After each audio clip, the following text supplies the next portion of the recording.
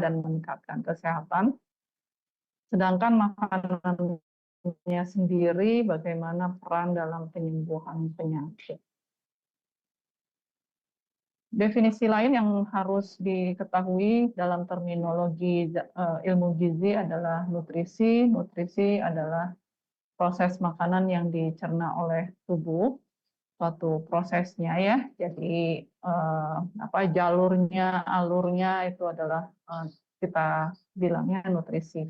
Sedangkan nutrien adalah zat gizinya, yaitu unsur atau senyawa kimia atau zat yang dibutuhkan oleh makhluk hidup dalam metabolisme untuk dapat hidup, tumbuh, dan berkembang.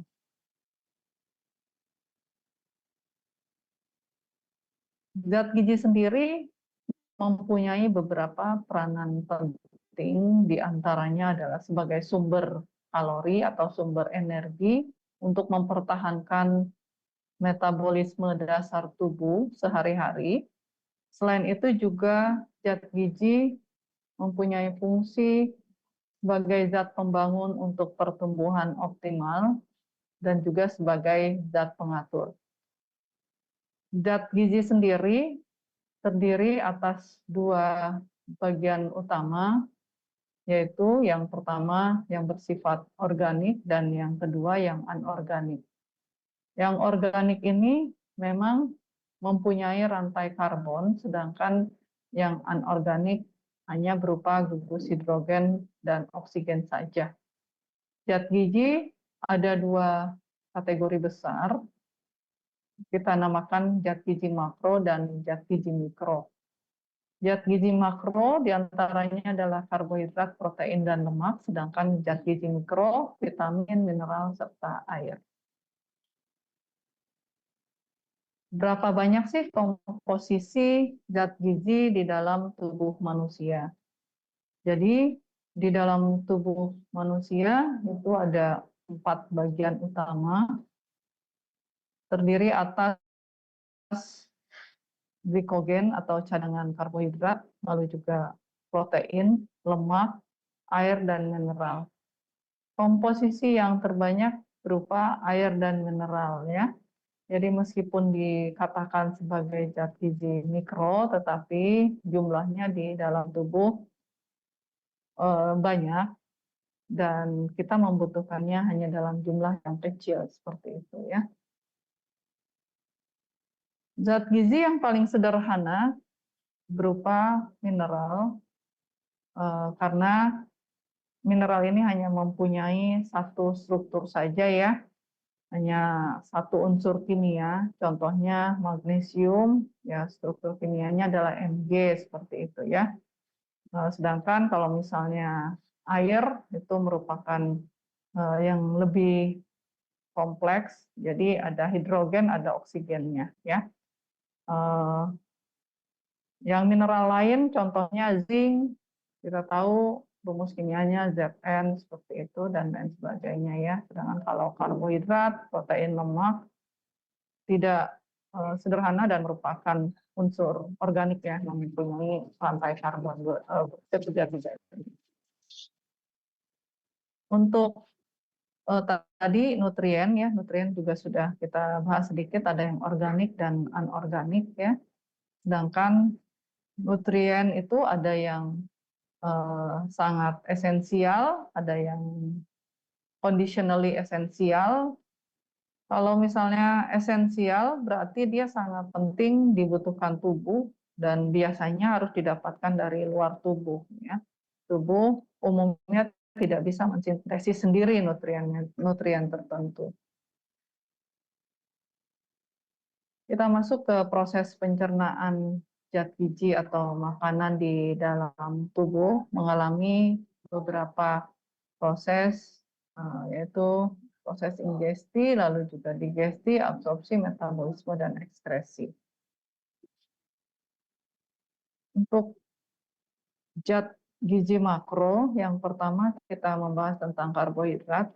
Jadi katanya kenapa ada nomenklatur karbohidrat, awalnya memang orang suka akan rasa manis, hanya tidak bisa mengkategorikan apa yang namanya ya. Contohnya di 10.000 tahun yang lalu, orang itu sudah mulai mengecap manis dari tebu ya. Lalu selanjutnya di 3.000 tahun yang lalu, orang sudah mulai mengenal yang namanya gandum. Lalu juga kesini-sininya sudah mulai banyak sekali ya sweetener atau pemanis-pemanis ya, yang memang unsur utamanya adalah si karbohidrat ya. Karbohidrat sendiri merupakan senyawa yang mempunyai gugus karbon, lalu juga hidroksil dan oksigen ya. Karbohidrat di dalam tubuh hewan terutama disimpan sebagai glikogen. Umumnya memang ada glikogen hati dan glikogen otot. Fungsi karbohidrat sendiri sebagai sumber energi utama, di mana 1 gram karbohidrat setara atau menghasilkan 4 kilokalori, dan cadangan kalori yang disimpan di dalam tubuh tadi sudah disebutkan berupa glikogen, bisa disimpan di hati dan di otot ya. Dan karbohidrat sendiri umumnya merupakan makanan pokok suatu daerah. Contoh di Indonesia, nasi merupakan sumber karbohidrat utama, dan karbohidrat ini sendiri dibutuhkan dalam diet dalam porsi yang terbesar di antara makronutrien lain selain karbohidrat. Karbohidrat dibutuhkan sekitar 50-60% per harinya dari komposisi makanan yang diasup seseorang dalam 1 hari. Berapa kebutuhan karbohidratnya? Ternyata apabila digramkan, memang akan berbeda setiap usia dan kondisinya. Tetapi apabila kita hitung persentase berapa karbohidrat dibutuhkan, hanya sekitar 50-60% saja. Seperti itu. Untuk struktur kimia dari karbohidrat sendiri, dia tadi mempunyai rumus C1H2O1 ya perbandingannya. Lalu sumber yang terbanyak dari nabati, sedangkan di hewani tadi disimpan dalam bentuk glikogen dan laktosa.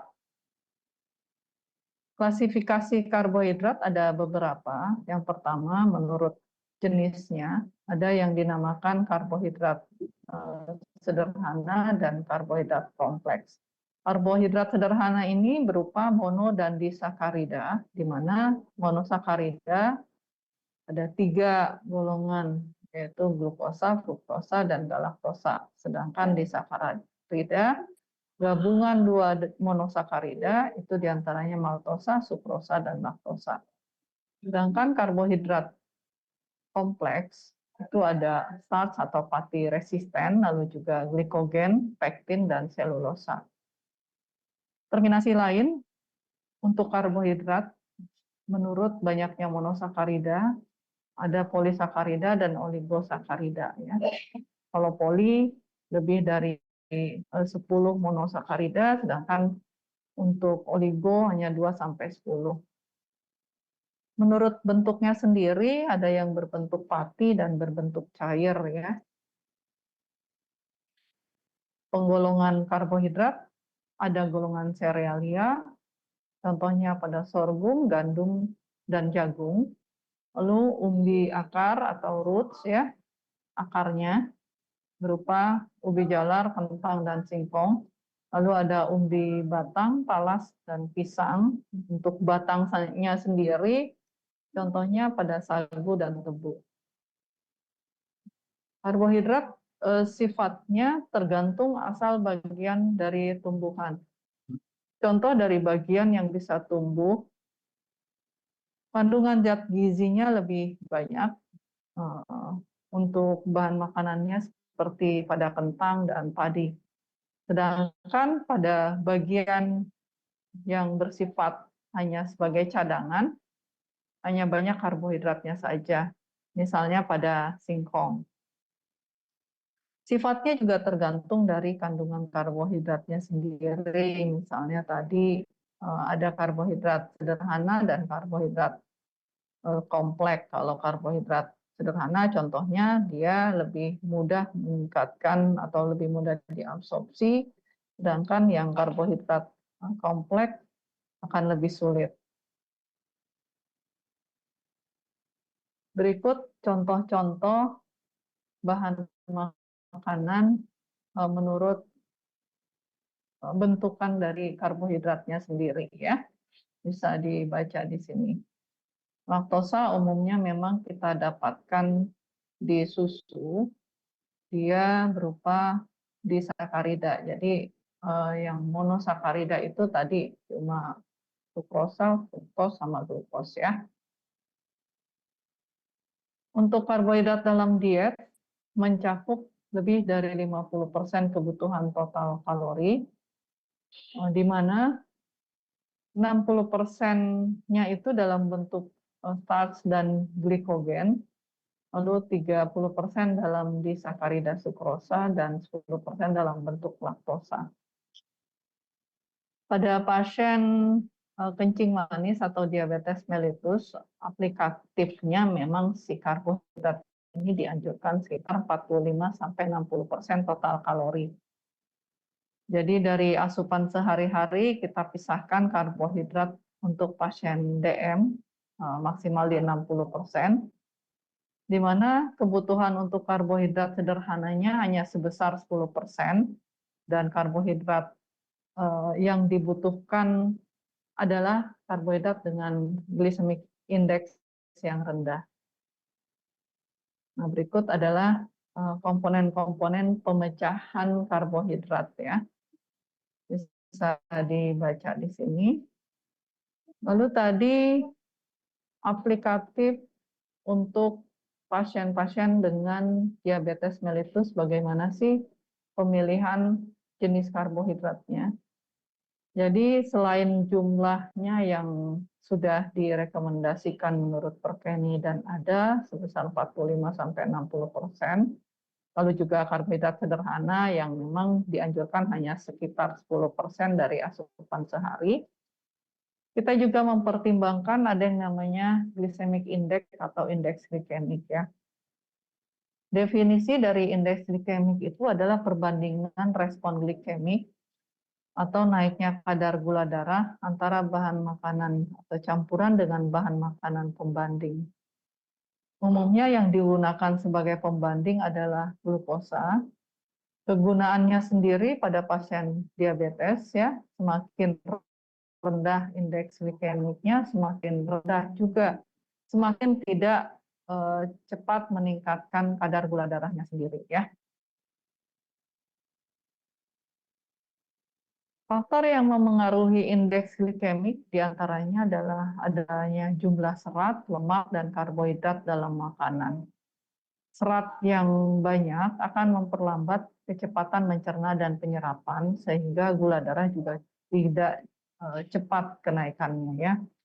Begitu juga lemak, lemak yang tinggi akan memperlambat pengosongan lambung, sehingga kondisi peningkatan kadar gula darah juga tidak terlalu cepat. Bagaimana dengan gula? Gula sifatnya cepat dan mudah dicerna, sehingga indeks glikemik gula akan tinggi ya. Jadi tidak kita anjurkan untuk pasien-pasien kencing manis, kecuali memang tadi gula sederhana hanya sekitar 10%. Umumnya memang 10% itu kalau dikonversikan hanya sebatas bumbu untuk tambahan di bumbu saja setiap harinya. Untuk polisakarida, semakin banyak polisakarida akan lebih lama dipecah, sehingga indeks glikemiknya juga akan rendah. Dan selanjutnya yang memengaruhi indeks glikemik adalah interaksi protein dan karbohidrat. Dengan adanya interaksi protein atau lemak, dicernanya juga akan menjadi lebih lambat, sehingga pengosongan lambungnya lambat dan indeks glikemiknya juga akan lebih rendah. Faktor-faktor apa saja yang memengaruhi indeks glikemik? Yang pertama adanya inhibitor enzim dan juga seperti asam fitat ya, sehingga suatu zat makanan memang sulit dicerna, lama diserap sehingga indeks glikemiknya jadi rendah.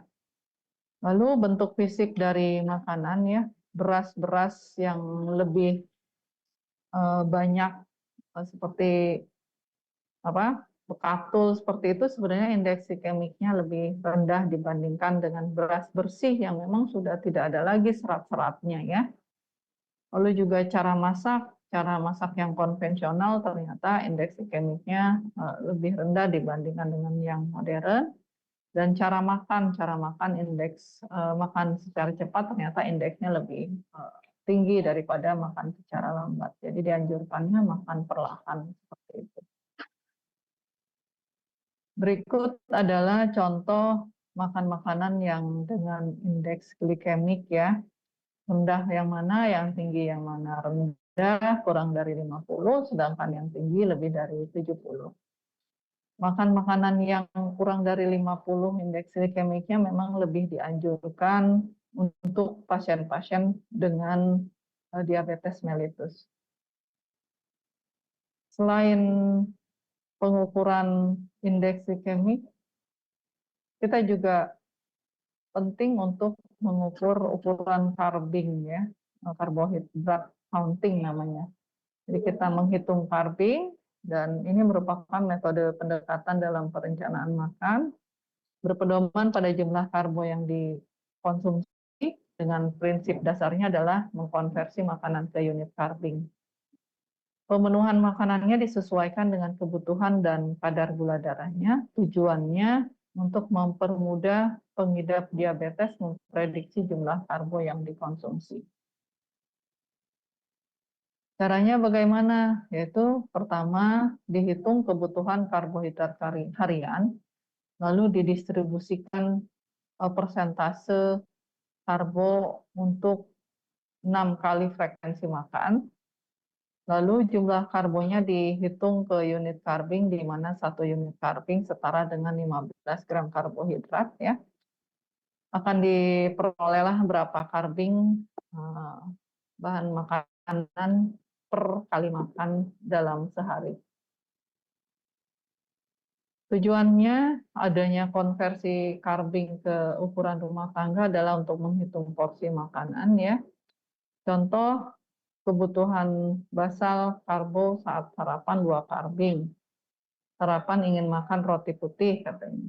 Terus URT roti putih 1 carving sama dengan 1 lembar. Jadi pada saat pasien tersebut makan, dia kebutuhannya 2 carving berarti 2 lembar roti putih sekali makan pagi tersebut. Untuk kebutuhan karbohidrat sendiri, jika dikonversikan tadi 50-60% total kalori, kita hitung dulu kebutuhan per hari seorang pasiennya ya. Contohnya dia butuh 1.500 kilokalori per hari, maka kebutuhan karbohidratnya sendiri dihitung 60%-nya dari 1.500, sekitar 900 kilokalori. Itu baru kilokalori ya, karena 1 gram karbohidrat itu menghasilkan 4 kilokalori, maka kita balik kebutuhan karbohidratnya berapa? 900 dibagi 4. Kebutuhannya adalah 225 gram karbohidrat per hari. Seperti itu. Ini contoh-contoh untuk skema meal plan-nya dalam sehari untuk pasien-pasien dengan yang sudah kita hitung kebutuhannya per hari. Ya, bagi 3 jadwal makan utama dan 3 kali snack ya, snack pagi, siang, dan malam. Hanya di sini komposisinya memang berbeda. Snack itu biasanya kita kasih hanya 10% dari total kebutuhan kalorinya ya, sedangkan kebutuhan makan utamanya biasanya 15-20%. Untuk penyakit atau kelainan yang terkait tentang metabolisme karbohidrat, diantaranya adalah karies dentis ya atau karang gigi gitu, lalu juga intoleransi laktosa, intoleransi glukosa, lalu resistensi insulin atau DM ya, lalu hiperlipidemia, obesitas, dan hiperaktif pada anak. Defisiensi dari karbohidrat otomatis akan menyebabkan defisit energi sehingga pasiennya menjadi malnutrisi. Malnutrisi di sini adalah yang underweight ya, karena kalau dia surplus energi maka dia akan menjadi obesitas ya. Selain itu juga adanya gangguan metabolisme karbohidrat, lemak, asam glukuronat, dan asam nukleat. Akibatnya dari defisiensi karbohidrat ada kekurangan sumber energi cepat. Karbohidrat ini, terutama glukosa, merupakan sumber energi utama untuk otak kita. Jadi kalau misalnya kita kurang glukosa, maka otak kita juga nggak bisa berpikir secara cepat seperti itu ya. Kita masuk ke protein. Protein merupakan sumber dan cadangan energi tubuh, di mana 1 gram protein juga sama dengan karbohidrat menghasilkan 4 kilokalori. Fungsi dari protein adalah untuk pertumbuhan dan pemeliharaan tubuh, lalu juga sebagai zat pengatur, seperti untuk pembentukan enzim, pembentukan hormon. Selain itu juga untuk pengangkut atau transport protein. Kebutuhannya sekitar 10-20% kebutuhan energi total. Struktur kimia protein terdiri atas 21 asam amino yang merupakan gugus karboksil dan gugus amin dalam molekul protein. Struktur protein tanaman dan hewan berbeda ya, jadi tidak sama seperti itu. Manusia tidak bisa mensintesis beberapa asam amino, jadi harus ada dalam makanan. Ini yang kita namakan asam amino esensial. Jadi karena tubuh kita tidak bisa mensintesis, maka kita membutuhkannya dari luar ya. Seperti itu. Ada juga asam amino conditionally esensial. Tubuh dalam kondisi normal bisa mensintesis asam amino tersebut, tetapi pada kondisi tertentu seperti kondisi hiperkatabolik atau kondisi inflamasi yang tinggi, maka tubuh membutuhkan beberapa asam amino dari luar. Kenapa? Karena tubuh kekurangan poolnya, cadangannya. Selain itu juga kebutuhannya meningkat. Contohnya apa? Contohnya adalah glutamin. Pada kondisi normal, tubuh bisa mensintesis glutamin ini ya dengan siklus ureanya dan lain sebagainya. Tetapi pada kondisi hiperkatabolik seperti adanya luka bakar seperti itu kekurangan demand-nya tinggi, tubuh kekurangan cadangan, akhirnya membutuhkan dari luar lebih cepat. Jadi si glutamin ini conditionally esensial ya, pada kondisi-kondisi tertentu sangat dibutuhkan dari intake dari luar. Bahan makanan sumber dari protein yang kita tahu protein ada hewani dan ada nabati ya. Even dari bahan makanan pokok seperti nasi, umbi, sereal, dan legum biasanya memang masih mengandung protein meskipun jumlahnya sedikit. Dalam satu porsi nasi kita tahu kalori yang dihasilkan sebanyak 175 kilokalori. Di situ karbohidrat ada 40 gram, sedangkan proteinnya hanya 4 gram dan tidak ada mengandung lemak. Sifat-sifat dari protein, jumlah dan macam asam amino esensialnya juga banyak ya. Lalu sifat absorpsinya, dicernanya ada yang mudah dicerna, ada yang sulit ya. Jadi kita ketahui ada yang protein high biological value karena protein jenis ini lebih mudah di digest dan lebih mudah diabsorb oleh tubuh ya. Contohnya yang high biological value adalah protein hewani ya. Lalu sifat-sifatnya juga tergantung dari harganya, lalu juga jumlah kecukupannya dan penyimpanannya. Mungkin penyimpanannya ini apabila lebih lama disimpan, lebih mudah terkena kontaminasi dan lain sebagainya ya. Kita masuk ke lemak. Lemak merupakan senyawa yang larut dalam pelarut organik seperti ether, klorofon, dan bensin. Lemak ini penyumbang energi terbanyak karena 1 gram lemak setara dengan menyumbangkan 9 kilokalori. Fungsinya sebagai pengatur suhu tubuh, lalu juga membantu absorpsi dan transport vitamin A, D, E, K atau vitamin yang larut dalam lemak, membantu pertumbuhan dan reproduksi, dan juga sebagai cadangan energi dalam bentuk trigliserid. Selain itu juga lemak membantu cita rasa makanan juga lebih enak ya. Jadi kalau kalian makan gorengan pasti enak karena lemaknya tinggi ya, tetapi juga kalorinya akan tinggi ya. Makan gorengan satu kalorinya hampir setara dengan setengah piring porsi makan ya. Struktur kimia dari lemak sendiri bisa dilihat, ada yang dikategorikan berdasarkan jumlah produk hidrolisisnya, ada lemak sederhana atau lemak kompleks. Lemak sederhana menghasilkan 2 produk turunan, sedangkan lemak kompleks menghasilkan 3 atau lebih produk pada proses hidrolisis. Sedangkan berdasarkan jenis produk yang dihasilkan ada asam lemak dan turunannya dan sterol dan turunannya.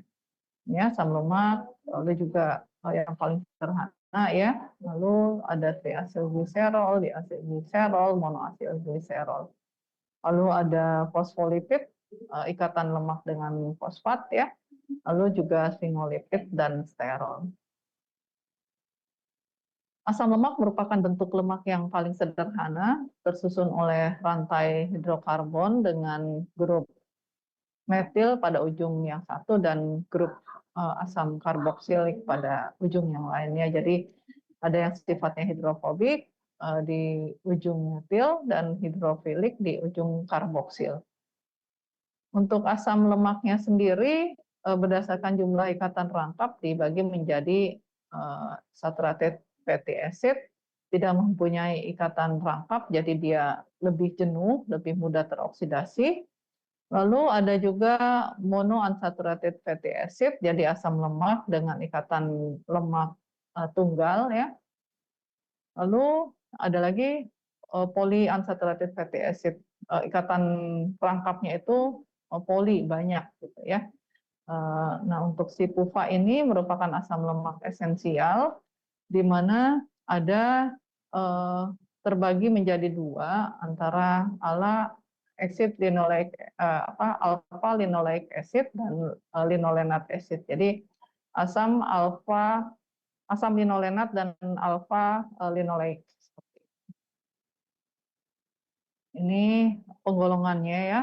Untuk saturated fatty acid, asam stearat dia tidak mempunyai ikatan rangkap ya, glukusnya 1 aja ikatannya ya. Sedangkan monounsaturated fatty acid, contohnya asam oleat atau omega 9, dia ikatan rangkapnya ada di rantai karbon nomor 9 yang pertama ya. Sedangkan asam omega 3, asam lemak omega 3 atau masuk ke golongan polyunsaturated fatty acid, dia mempunyai lebih dari 1 ikatan rangkap. Ikatan rangkap pertamanya adalah di atom karbon nomor 3, 1, 2, 3 ya. Begitupun dengan asam linolenat atau omega 6. Omega 6 ikatan rangkapnya lebih dari 1, tetapi ikatan rangkap pertamanya di atom karbon nomor 6. Nah, kenapa sih adanya ikatan rangkap ini? Dia akan menyebabkan terjadinya isomerasi geometrik dalam bentuk cis atau trans yang memengaruhi konfigurasi molekular dan fungsi dari molekul. Ya. Kalau bentuknya yang cis berarti dia ikatan tangkapnya rata, satu gugus gitu. Sedangkan yang trans dia berseberangan. Lalu kita bahas tentang air. Air merupakan komponen terbesar dari berat tubuh, bisa 40-80%-nya. Jadi jangan salah kalau misalnya dilakukan penimbangan, oh saya mah habis minum air juga berat saya jadi eh, gede dok. Ya emang iya gitu. Air kan intinya volumenya emang paling banyak di tubuh. Kalau kita minum air ya berarti nambah volume lagi gitu. Pas saat ditimbang berat badan pasti dia naik juga ya. Beratnya sekitar 40-80% dari berat tubuh. Fungsinya untuk reaksi kimia, lalu juga regulasi suhu tubuh yang terpenting ya. Pelumas dan proteksi jaringan sebagai pelarut dan media transport. Selain itu juga digunakan untuk keseimbangan asam basa dan mempertahankan volume darah. Air di dalam tubuh 2/3 totalnya itu atau sekitar 28 liter berada di intrasel, sedangkan 1/3 dari total keseluruhan ada di ekstrasel. Di ekstrasel ini juga terbagi lagi ada di intersisial, lalu juga ada intravaskular atau plasma, lalu di transseluler dan di limfe ya. Berapa rekomendasinya? Rekomendasinya yang normal 25 sampai 40 ml per kilogram berat badan per hari. Jadi kalau ada pasien punya berat badan 50 kilogram, dia butuh sekitar 2 liter per hari untuk minum air putihnya ya.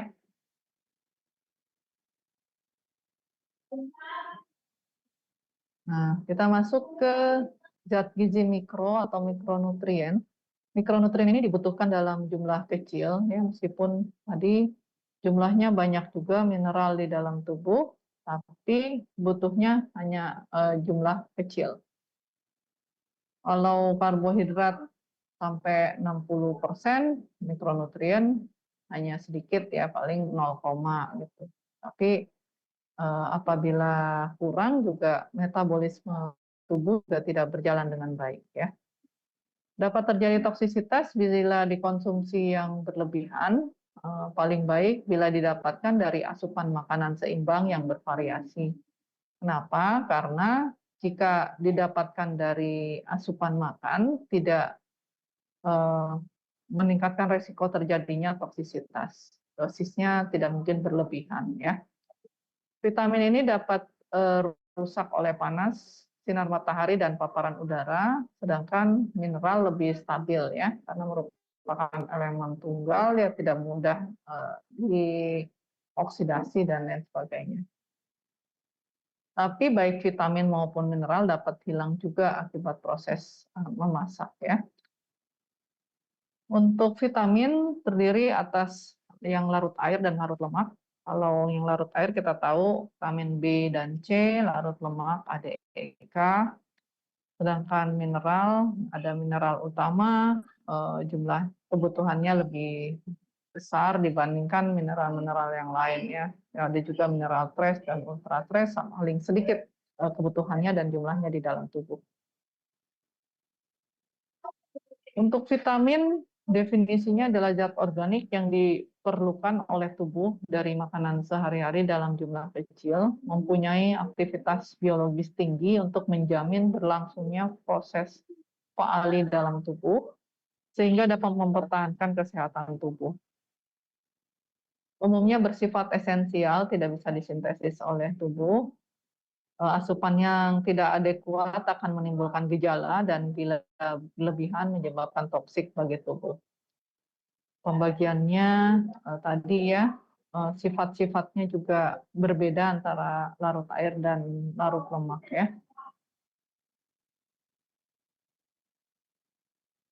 Fungsi vitamin untuk vitamin larut lemak, A, D, E, K. Fungsi vitamin A adalah untuk penglihatan, pertumbuhan sel, dan antioksidan ya. Sedangkan vitamin D, pertumbuhan tulang dan otot, pengaturan tekanan darah, imunitas tubuh. Vitamin E sebagai antioksidan, lalu juga vitamin K dibutuhkan untuk pembekuan darah dan pertumbuhan tulang. Vitamin yang larut dalam air, ada vitamin B dan C. Vitamin C atau asam ascorbat fungsinya sebagai sintesis kolagen, asam amino, dan sinyal saraf untuk metabolisme lemak dan sebagai antioksidan ya. Gejala defisiensinya bisa dilihat di sebelahnya ya. Begitupun vitamin B, vitamin B banyak jenisnya, vitamin B1 dengan nama lain tiamin sebagai koenzim untuk metabolisme karbohidrat dan fungsi saraf. Lalu juga ada riboflavin atau B2, lalu juga ada B3 dan lain sebagainya ya. Bisa dibaca semua di sini ya. Untuk fungsi vitamin yang larut dalam air. Mineral merupakan zat anorganik sangat vital untuk mempertahankan kehidupan, pertumbuhan, dan reproduksi. Keseimbangan mineral ini penting untuk kesehatan, dan 4% dari berat tubuh menyangkut 60 mineral. Ada yang bentuknya berupa bentuk bebas atau terikat ya. Terkandung dalam air, makanan alami, dan fortifikasi. Fungsi mineral untuk aktivitas sel normal, lalu juga keseimbangan asam basa, memegang peranan penting bagi berbagai reaksi biologis dan merupakan komponen penting dari unsur tubuh. Mineral, ada mineral utama atau mayor ya, diantaranya kalsium, fosfor, kalium, natrium, magnesium, sulfur, klor, dan kebutuhan dewasa jumlahnya lebih dari 100 mg per hari. Sedangkan mineral trace seperti zat besi, seng, selenium, mangan, kuprum, yodium, klorid, kobal, kromium, silikon, bromium, kebutuhannya sekitar 1-100 mg per hari. Ada juga yang kita namakan mineral ultra trace karena kebutuhannya kurang dari 1 mg per hari. Fungsi mineral juga bisa dilihat di sini, ada mineral mayor dan mineral trace serta ultra trace ya. Kita masuk ke penyebab kekurangan atau kelebihan zat gizi makro. Intinya apabila kita mengasup suatu zat gizi, apabila jumlahnya banyak, melebihi kebutuhan, maka akan surplus atau akan berlebihan sehingga pasiennya akan menjadi obesitas. Begitupun kalau misalnya kita asup dalam jumlah yang kurang dari kebutuhan, maka akan terjadi undernutrisi. Antara obesitas dan undernutrisi sama-sama kita namakan sebagai malnutrisi. Mal itu kan kelainan, nutrisi ya nutrisi gitu. Jadi kelainan dari status nutrisinya, yang satu underweight, satunya obesitas, hanya dua-duanya malnutrisi kita namakan ya. Yang baik adalah adanya keseimbangan antara yang masuk dengan yang keluar ya. Jadi energi balance di sini antara yang masuk yang dibutuhkan segini, dia juga aktivitas, terus juga tidak ada penyakit ya. Akhirnya sama equal gitu. Jadinya status nutrisinya juga tetap terjaga dengan baik ya. Apabila status yang masuk lebih tinggi daripada kebutuhan, maka akan menjadi kelebihan berat badan ya, dengan konsekuensi adalah terjadinya obesitas ya. Obesitas juga merupakan faktor etiologi dari berbagai penyakit tidak menular pada saat ini ya. Lalu juga overhidrasi juga bisa meningkatkan berat badan meskipun cairan semua isinya ya. Lalu konsekuensi dia undernutrisi, ya gangguan tumbuh kembang seperti adanya stunting, lalu juga underweight dan wasting ya. Lalu juga bisa jadi kurang energi protein, lalu juga dehidrasi dengan dampaknya sendiri ya. Gejala dan tanda kurang atau lebih zat gizi mikro untuk vitamin, penyebabnya umumnya karena kekurangan dari asupan. peningkatan kebutuhan, kekurangan asupan ini misalnya dia kurang memakan bahan makanan sumber vitamin. Sedangkan peningkatan kebutuhan karena lagi ada wound healing, jadi untuk proses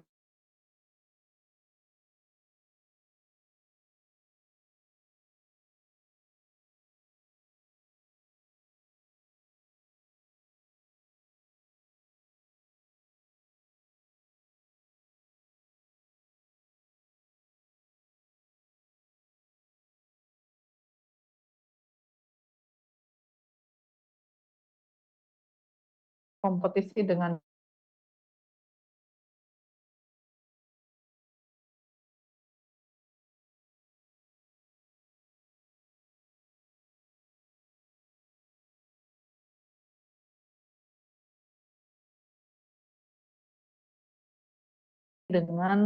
asupan dari bahan makanan sumber vital. Maka dia berkompetisi sehingga zat besi yang diabsorpsi tidak maksimal. Mungkin itu salah satu penyebab terjadi juga defisiensi besi, seperti itu ya, kompetisinya. Lalu tanda kekurangan atau kelebihan vitamin, larut air dan larut lemak bisa dilihat di sini ya. Nanti saya bagi ininya apa slide-nya, mungkin dari sebelumnya sudah ada juga ya share.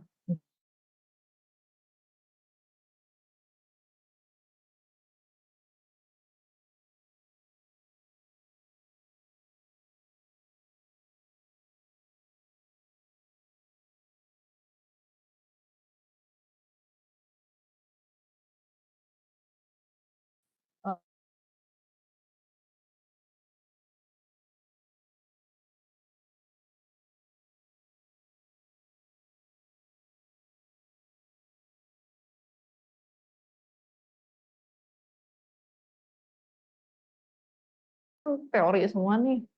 Kadang teori pada saat kita lihat pasiennya tidak sesuai gitu, bingung lagi kan, oh ini kenapa nih ya, gitu ya. Jadi ada baiknya sih setelah kalian lihat defisiensi dari makro dan mikronutrien ini, kalian cari tahu tuh apa penampilan di klinisnya orang-orangnya atau pasien-pasiennya seperti apa ya.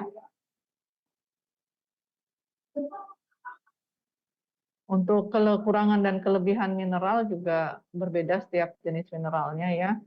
Jika berlebihan menyebabkan toksisitas, kalau misalnya pun berlebihan, umumnya karena suplementasi yang terlalu banyak ya. Sedangkan jika didapat dari bahan makanan sumber, jarang sekali terjadi kelebihan ya. Sedangkan penyebab kekurangan karena asupan kurang, penyerapan kurang, pengeluaran berlebihan ya, adanya penyakit juga, proses pemasakan yang tidak tepat dan kompetisi zat gizi. Gejala dan tanda defisiensi dan toksisitas juga bisa dibaca di sini ya.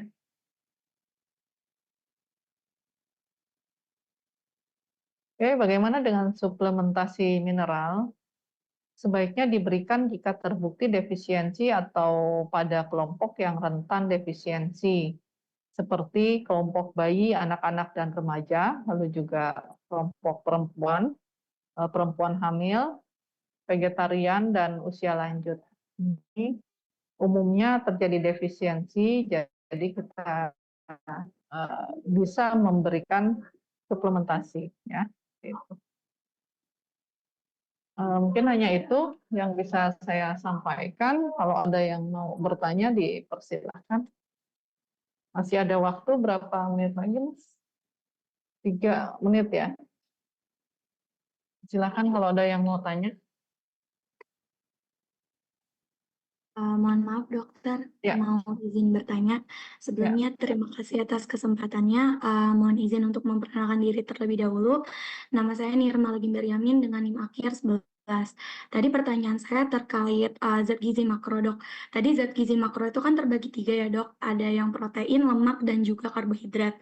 Nah, Kalau untuk kasusnya seseorang ini dia vegetarian, Dok. Untuk pemenuhan kebutuhan gizinya itu gimana ya, Dokter? Terus biar kita pastiin untuk kecukupan nutrisi pada pola makannya itu juga kayak gimana ya, Dok? Mungkin sekian, terima kasih, Dokter. Iya, terima kasih Nirmala. Pertanyaannya baik sekali ya. Untuk kebutuhan protein terutama pada pasien yang menjalani vegetarian ya. Kita harus tahu dulu jenis vegetarian yang mana ya, karena vegetarian juga terbagi lagi ya, ada yang ada ovo-lacto vegetarian, ada lacto vegetarian ya. Jadi ada yang masih memungkinkan untuk makan telur misalnya ya, ada yang masih memungkinkan, ada yang bisa susu seperti itu ya. Sebenarnya vegetarian, kalau ada juga yang vegetarian murni yang hanya makan dari sayuran dan buah-buahan seperti itu ya. Sebenarnya kalaupun seperti itu, protein yang bisa didapatkan dari vegetarian biasanya kita eh, kita replace dengan protein nabati. Kan kita tahu tadi ada protein hewani dan protein nabati. Tetapi tetap saja memang yang lebih high biological value, yang bernilai biologis tinggi adalah vegetarian, protein hewani ya. Jadi protein, kalau misalnya dia murni vegan, vegetarian murni kita namakan vegan ya, vegan itu memang resiko defisiensi dari asam amino esensial. Gimana pun antara protein hewani dan nabati berbeda kandungannya ya. Yang lebih esensial dan bernilai biologis tinggi adalah protein hewani ya. Dia lebih gampang diabsorpsi, lalu juga asam aminonya lebih lengkap yang di hewani. Ya, jadi si vegetarian murni atau si vegan ini memang beresiko defisiensi asam amino esensial seperti itu. Nah, untuk kebutuhan protein tetap dia akan mendapatkan kebutuhan protein yang sesuai kalau kita hitungkan. Misalnya dia tidak makan telur, ikan, daging, ayam seperti itu, berarti dia harus mereplace dari kacang-kacangan. Misalnya sehari itu dia harus makan kacang panah sejumlah dengan kebutuhan protein sehari. Lalu juga kalau tidak tahu, tempe gitu, minimal itu ya. Harus dapat dia kebutuhan proteinnya seperti itu. Apakah bisa Sangat menjawab? menjawab, Dokter. Jadi digantikan ya, Dokter. Terima kasih banyak. Ya, ya, digantikan memang dari yang sumber nabati. Tahu tempe paling gampang di Indonesia juga banyak ya, seperti itu. Oke. Ada lagi pertanyaan?